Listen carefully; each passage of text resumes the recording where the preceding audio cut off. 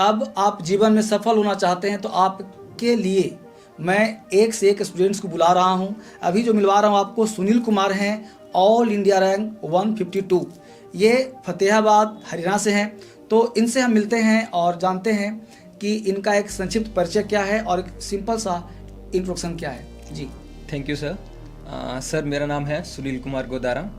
मैं हरियाणा के गांव पिली मंदोरी, जिला फतेहाबाद का रहने वाला हूं।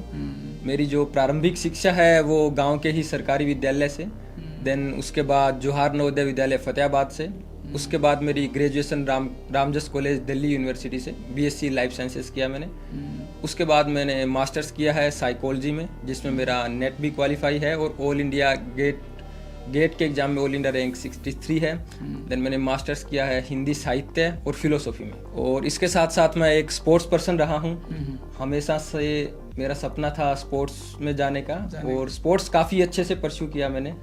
फुटबॉल, साथ साथ marathon running, cycling, reading fictions, social work, ये सब मेरी हॉबीज एंड इंटरेस्ट है सर। सबसे पहला क्वेश्चन आना चाहते हैं बच्चों से कि बच्चे आपसे चाहते जानना कि हम तैयारी करते हैं तो मेरा रिजल्ट हो नहीं पाता, तो तैयारी का शुरुआत कैसे करना चाहिए सीएपीएफ के लिए? सर सबसे पहले स्टार्ट करनी चाहिए सेल्फ एनालिसिस से।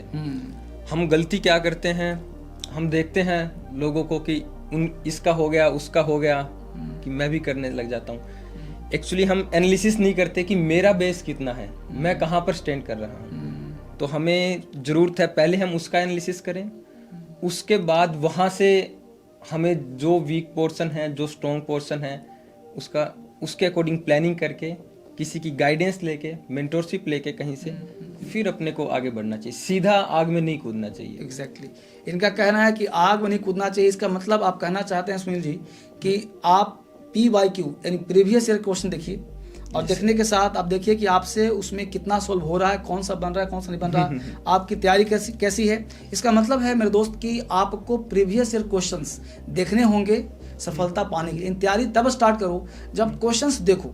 एक्चुअली होता क्या है कि सीएपीएफ या यूपीएससी में आपने एक अच्छा रैंक लाया है और आपको बीएसएफ मिला है, तो आप मुझे बताइए कि इंग्लिश को लेकर के पूरे हिंदुस्तान में भ्रांतियां हैं कि इंग्लिश राइटिंग नहीं आता, स्पीकिंग नहीं आता, लिखना नहीं आता। तो इंग्लिश में आपकी रुचि कैसे बढ़ी और आपने तैयारी कहाँ से, क्या उसका क्लू क्या रहा? सही बात है सर, भ्रांतियाँ वाली, और इंग्लिश को लेके परेशान रहते ही हैं। स्पेशली जो मेरा एरिया है सर सिरसा फतेहाबाद का, उसमें तो और ज़्यादा दिक्कत है। एनसीआर वाले एरिया में फिर भी है, बट एनसीआर से जैसे जैसे दूर जाते हैं ज़्यादा दिक्कतें हैं। तो मैं जब रामजस कॉलेज में आया तो स्टार्टिंग में इंट्रोडक्शन चलता है।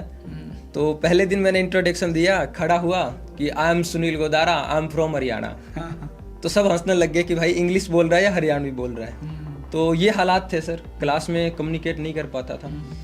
देन मैंने स्टार्ट की रीडिंग हैबिट सर। ओके जहाँ से मेरी ठीक होनी शुरू हुई। पहली बुक मैं उठा के लाया अल्केमिस्ट, मैंने पढ़नी शुरू की। 20-25 दिन लग गए। कभी गूगल कर रहा हूँ, कभी डिक्शनरी में देख रहा हूँ। तो इस तरीके से साथ में जब मैं रूम से कॉलेज तक जाता था तब मैं स्पीकिंग की प्रैक्टिस करता था कि अगर क्लास में ये सिचुएशन आ गई, किसी ने ये सवाल पूछ लिया तो उसका मैं ये जवाब दूंगा, ताकि मैं प्रॉम्प्ट तैयार रखता था कि ऐसे बोलूँ, नहीं तो मुझे लगता था कि मैं कम्युनिकेट नहीं कर पाऊंगा। फिर मैंने स्टार्ट किया राइटिंग सर। सबसे पहले स्टार्ट किया डायरी राइटिंग से। कोई पढ़ता नहीं है, मिस्टेक होगी तो कोई हंसेगा भी नहीं उस पर, खुद के पास ही रहेगी। डायरी राइटिंग, फिर मैं आर्टिकल्स लिखने लगा और फिर अलग अलग जगह पर मैं जब लिखने लगा तो धीरे धीरे मेरी इंग्लिश काफ़ी इम्प्रूव हो गई और कुछ स्पेशल प्रिपरेशंस भी मुझे नहीं करनी पड़ी। सीएपीएफ का जो राइटिंग पार्ट है उसके लिए मैंने मुश्किल से 1 महीने प्रैक्टिस की, क्योंकि वो हैबिट में आ गया था धीरे धीरे। तो इस तरीके से वो 3-4 साल में धीरे धीरे डेवलप होते हुए चली आई सर। तो एक्चुअली क्या है कि डीएसएल बहुत आगे तेजी से लोगों के दिलों पे छा रहा है। हम उन बच्चों के लिए एक बेसिक बैच स्टार्ट कर रहे हैं 22 जनवरी से, जिनका बेसिक बहुत कमज़ोर है, जो चाहते हैं कि लिखना पढ़ना बोलना मुझे बेसिक ना आता हो। जैसे इन्होंने सुनील जी ने कहा कि हमने सब क्या क्या रीडिंग किया, अल्केमिस्ट बुक उन्होंने पढ़ा। तो इस तरह से आपको चाहिए एक कहानी की किताब, एक सेल्फ हेल्प की बुक, जिसके तहत आपको इंग्लिश में समझना आए। अगर नहीं आए तो गूगल करो, सर्च करो। तो आपके लिए कुछ स्पेशल डीएसएल में रीडिंग के बुक्स हैं, जो आप चाहो तो इस नंबर पे कॉल करके मंगा सकते हो घर पे। बहुत सारे बुक्स, बहुत सारे बैचेज मैं दे रहा हूँ हिंदुस्तान के तमाम उन बच्चों के लिए जिनका बेसिक बहुत कमज़ोर है, जो आज तक पेन नहीं पकड़े हैं, कॉपी नहीं पकड़ा है, किताब नहीं देखा है उनके लिए। तो DSL सुनील जी क्या होता है कि उन बच्चों के लिए स्पेशल देता हूँ जो कह सकते हैं कि इंग्लिश में विकलांग है, मतलब इंग्लिश बिल्कुल आप देखते हो डर लगता है, तो उनके लिए मैं स्पेशल क्लास देता हूँ। एक बैच तो होता है कि एग्जाम के लिए हो गया, और एक उनके लिए जिनका बेस बहुत पुअर होता है कि वो ABCD से डर लगता हो, मैं उनके लिए बैच स्टार्ट करता हूँ। तो ये तो बड़ी अच्छी बात है सर, हमें तो जरूरत है सर आपके इस सहयोग की सर। हाँ, तो इस तरह के मैं चाहता हूँ। और आपसे एक क्वेश्चन और भी है कि आपसे सुना है कि सोशल सर्विस बहुत करते हैं आप, Yes, तो जरा बताइए कि आप उसमें क्या करते हैं। सर जो मेरे गांव और आसपास का जो एरिया है वहाँ के जो हम यूथ्स हैं, हमारी एक टीम है सर। तो हम बेसिकली काम करते हैं एजुकेशन के सेक्टर में, स्पोर्ट्स के सेक्टर में, एनवायरनमेंट, सोशल अपलिफ्टमेंट, जिस भी तरीके का इश्यू आता रहता है। तो जो हमारा जो की प्रोजेक्ट है जो काफ़ी अच्छे से चल रहा है, हमने एक लाइब्रेरी एस्टेब्लिश की गांव में, जहां पर 100 की सीटिंग कैपेसिटी है, 2500 के करीब बुक्स है जहां पर, और लड़के और लड़कियों के लिए बिल्कुल एकदम fully AC fully furnished library है। आप मानोगे नहीं, उस एरिया में गांव में रात को 11 बजे तक लड़कियां पढ़ने आती हैं। ऐसा सेफ एनवायरनमेंट हम दे रहे हैं। बहुत बढ़िया। और जिस भी गवर्नमेंट की भर्ती का रिजल्ट आता है उसमें हमारे लाइब्रेरी से 6-7 बच्चे निकलते हैं हर एक रिजल्ट में। तो ये काफ़ी बड़ी अचीवमेंट हम हमारी टीम की मानते हैं। हमने एक हर्बल गार्डन बनाया हुआ है जिसमें 400+ प्लांट्स हैं, सारे औषधीय पौधे हैं।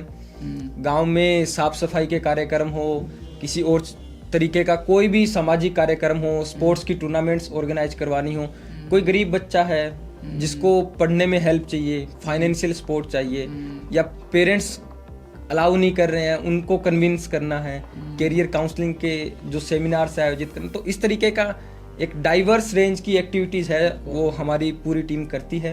दूसरा आपने कहा एक चीज़ कि एक्चुअली चूंकि आप स्टूडेंट रहे हैं, आपको पढ़ने लिखने की आदत रही है, साथ में आप स्कूल भी चलाते हैं, बच्चों को सिखाते भी हैं, पढ़ाते भी हैं, और आप स्पोर्ट्स भी जुड़े हैं, तो किस तरह के स्पोर्ट्स बच्चों को करवाते हैं या खुद करते हैं?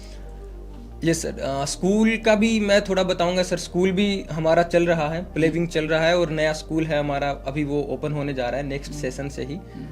तो हमारा जो मेरा पोर्टफोलियो रहा, अगर मैं पीछे का देखूं, इक्वली स्पोर्ट्स में रहा मैं और उतना ही एजुकेशन में रहा।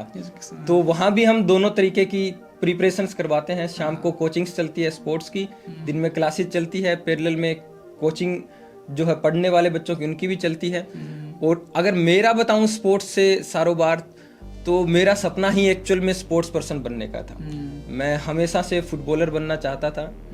12th के बाद 12th में मेरे 92% मार्क्स थे, और मैं घर वालों को बोल के आ गया कि मुझे नीट की तैयारी नहीं करनी है, डॉक्टर नहीं बनना है, मुझे फुटबॉलर बनना है, और मैं दिल्ली जा रहा हूँ। तो मैं दिल्ली आया, घर वालों ने 3 साल की लिमिट्स दी कि 3 साल में जो तेरे से बनता है स्पोर्ट्स में कर ले। तो मैं खेला, थोड़ा प्रोफेशनली मैंने स्टार्ट किया था खेलना। दिल्ली डायनामोस के लिए, ISL की जूनियर टीम के लिए मैं खेला, और काफ़ी सारी दिल्ली की league, senior division, B division, और भी अलग अलग लीग्स में खेला।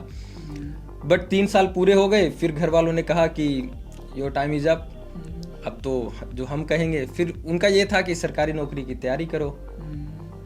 तब मैंने HSC का एग्ज़ाम दिया हरियाणा का, वहाँ सिलेक्शन हुआ। उसके बाद 4 साल तक मैं क्लर्क की जॉब कर रहा था, अभी रिसेंटली रिजाइन किया मैंने। तो इस तरीके से स्पोर्ट्स से फिर मैं स्विच करके फिर से वापस से एजुकेशन की फील्ड में घुसा। और फिर एक और सपना था जो बचपन में हमारे एरिया में देखते ही हैं बच्चे। आप किसी बच्चे से जाके पूछो कि बड़े होके क्या बनोगे, 70-80% बच्चे आपको ये बने, फौजी बनूंगा, फौजी बनूंगा। मेरे गांव में जाके आप पूछोगे सुनील, कोई नहीं जानता। आप कहोगे सुनील फौजी, अच्छा उनके सब जानते हैं, सब जानते हैं। तो फिर वो दूसरा सपना था कि अब इसको परस्यू करते हैं। फिर मैं इस पर स्विच हुआ सर। एग्जैक्टली। सुनील कुमार का बॉडी भी अच्छा है, पर्सनालिटी भी अच्छा है, आपने देखा। और चूंकि ये बिलोंग करते हैं हरियाणा से, तो खास बात होती है हरियाणा की कि वहाँ के जो लड़के होते हैं ना, उनकी पर्सनालिटी गजब की होती है, लंबे होते हैं, चौड़े होते हैं, पर्सनालिटी भी अच्छी होती है। तो ये फौजी के लिए जो रिक्वायरमेंट होता है, जो डिमांड होता है, वो फुलफिल करते हैं वहाँ के बच्चे। और जैसा कि सुनील जी का सपना था फौजी बनना बचपन से, और उनका सपना साकार हुआ, इसका मतलब ये होता है कि आपको सपने देखने चाहिए और सपनों में जीना चाहिए। इनका सपना बचपन का था और ये सपना आज इनका साकार हुआ, राइट। तो अब जानना ये चाहते हैं इनसे कि क्या ये मंजिल आपको मिल गई या आगे की उड़ान अभी बाकी है? सर जब रिजल्ट आया तब 1 महीने तक तो लगा कि मंजिल मिल गई, फिर लगने लगा कि ये तो बहुत ही गौण सी बात है, अभी तो पूरा आसमान बाकी है, पूरा आसमान बाकी। ये तो जस्ट पहला कदम है, स्टार्ट ही हुआ है। तो फिर अभी कल परसों ही मैं अपने दोस्त से डिस्कस भी कर रहा था, तो वो बोल रहा था कि काफ़ी क्लोज फ्रेंड है कि मैं सेटिस्फाइड नहीं हूँ कि ठीक है तूने कर लिया, काफ़ी दिन सेलिब्रेट कर लिया, अब हो गया, अब देखता हूँ आगे तू कितना का अच्छा लीडर बन पाता है। अगर वहाँ पर जाके बेस्ट बनता है तब मैं मानूंगा कि हाँ मेरे दोस्त में कुछ बात है। तो ये स्टार्टिंग है सर।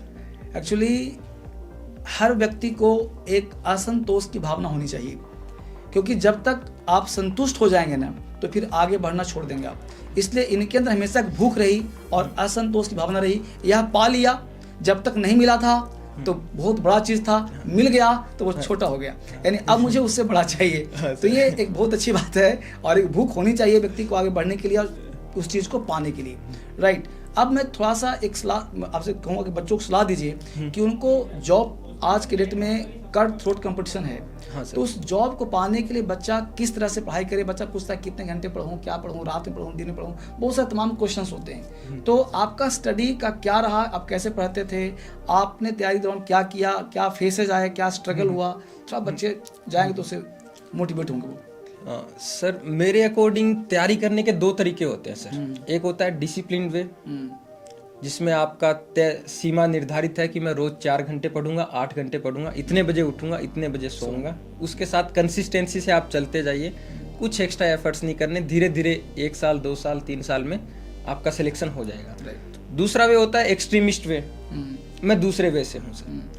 आज मेरा मन कर रहा है पढ़ने का, मैं 12 घंटे पढ़ गया, 13 घंटे पढ़ गया, हफ्ते तक पढ़े जा रहा हूँ, शेड्यूल बना, तब मेरे को सिर्फ वही दिख रहा है कि मेरे को पढ़ना है, पढ़ना है, पढ़ना है। क्या पता ये महीने तक चले तो मैं महीने तक पढ़ता ही रहूंगा, बिल्कुल, फिर मुझे कोई फर्क नहीं पड़ता बाहर क्या चल रहा है, दुनिया में किसको क्या हो रहा है, फोन बंद, पढ़ता रहूंगा। फिर मैं 1 हफ्ते का 2 हफ्ते का ब्रेक ले लूंगा, घूमने चले जाऊंगा। सोलो ट्रेवलिंग का बहुत शौक था मुझे, वो करने चला गया। तो मैक्सिमम जो लोग हैं वो फॉलो करते हैं दूसरे वाला, फर्स्ट वाला डिसिप्लिन वे वाला, क्योंकि उसमें श्योर शॉट है कि आपका होगा। ये जो एक्सट्रीमिस्ट वाला है इसमें डिस्ट्रैक्शंस बहुत आते हैं और प्रोबेबिलिटी है वो कम होती जाती है। तो जनरली मैं रिकमेंड नहीं करता कि ये वाला तरीका वो अपनाना चाहिए। फिर जो परेशानी आती है वो आती है स्ट्रेस मैनेजमेंट। सबसे बड़ी दिक्कत ये आती है कि स्ट्रेस आने लगता है, शुरू के 6 महीने जोश रहता है, 1 साल तक धीरे धीरे रहता है, उसके बाद यूँ लगने लगता है कि यार अब तो सिलेक्शन हो नहीं रहा है, छोड़ दूँ, ये वो 20 तरह की बातें आती है। तो मेन है कि हम उस टाइम पे खुद को हैंडल करके कैसे पुश करते हैं, कैसे उस डाउनफॉल से निकल के ऊपर आते हैं। तो वहाँ से जितना अच्छे से ऊपर आएंगे उतने ही हमारे सिलेक्शन की प्रोबेबिलिटीज बढ़ती जाएगी। तो वो बड़ा इम्पोर्टेंट है कि उस स्ट्रेस को आप कैसे हैंडल करें। तो जिस दिन मेरा रिजल्ट आया उस दिन मैं था यहीं कैंपस में ही था, रामजस कॉलेज के आसपास ही हम लोग घूम रहे थे, मेरी छोटी बहन है उसके साथ। तो उस दिन मैं उसको समझा रहा था, मुझे नहीं पता था मेरा सिलेक्शन होने वाला है या नहीं होने वाला। मैं उसको समझा रहा था क्योंकि वो थोड़ी डाउन फील कर रही थी। तो देख बहन, मेरे पास सैकड़ों वजह हैं डिप्रेस होने की, फ्रस्ट्रेशन में जाने की, सब ताने भी मार रहे हैं कि कुछ नहीं करता, ऐसे है, ये है, वो है, बट देख फिर भी कोई ना कोई चीज़ तो ढूंढ रहे हैं ना, एक अच्छी चीज़, एक तिनका पकड़ के वहाँ से ऊपर आना है हमें। तो मैं उसको ये समझा रहा, ये मैं सबको ही कहना चाहूँगा कि डाउनफॉल आएगा। अगर आप सीधा यूँ चल रहे हो तो बड़ी लंबी दूरी है, सीधा यूँ चलना पॉसिबल ही नहीं है। मेन है कि जब आप नीचे गए हो वहाँ से ऊपर आप कैसे आते हो, वो चीज़ है ना, वो निर्धारित करती है कि आप कितना आगे जाओगे। तो ये सबके लिए कहना चाहूँगा कि जब आप जा रहे हो, वो बड़ा नीचे जा रहे हो, वहाँ से अच्छे से ऊपर आना, आप डेफिनेटली बहुत अच्छा करेंगे। देन एक रहता है प्लान बी का। तो ये बड़ी ज़रूरी चीज़ है स्ट्रेस मैनेजमेंट के लिए। जब आपके पास यूँ होता है ना कि एक प्लान बी है तो स्ट्रेस थोड़ा सा कम हो जाता है। तो उसकी प्लानिंग हमेशा होनी चाहिए हमारे पास कि अगर ये नहीं हुआ देन मैं ये करूँगा। जैसे मैं CAPF की तैयारी कर रहा था, मुझे यूँ था कि फ़ौज में जाना है, मैंने SSB दिए, 10 SSB इंटरव्यू में दे चुका हूँ, उसमें सिलेक्शन नहीं हुआ। देन मेरे पास CAPF था, ये मेरा लास्ट अटेम्प्ट था, मैंने अपना काम कर दिया, पेपर दे दिया, इंटरव्यू दे दिया। उसके बाद मुझे पता था कि मुझे अगला प्लान क्या करना है, मुझे पता था कि अपना खुद का स्कूल एस्टेब्लिश करना है, मैंने वहाँ पर काम करना स्टार्ट कर दिया था। जब रिजल्ट आया ऑलरेडी आधा एस्टेब्लिशमेंट हम लोग वहाँ पर कर चुके थे, तो बड़ा स्ट्रेस है ना, बड़ा इजीली हैंडल हो जाता है अगर प्लान भी रहता है तो। ये चीज़ें मैं सबको मेंशन करना चाहूँगा। ये कहना चाह रहे हैं कि रख तू राह पर दो चार ही कदम, मगर जरा तबीयत से, मंजिल खुद ब खुद चलकर तेरे पास आएगी, मत घबरा तेरी तकदीर कभी भी बदल जाएगी। इनका रिजल्ट अचानक से हुआ, आपसे बात करके बच्चे को बहुत कुछ मिलेगा आज और बच्चे मोटिवेट होंगे। तो फिर से हम लोग आपका सफलता के लिए कामना करता हूं और चाहता हूं कि आप आगे भी सफल हों, जिस फील्ड में आप जाएं सफल हों। ठीक है।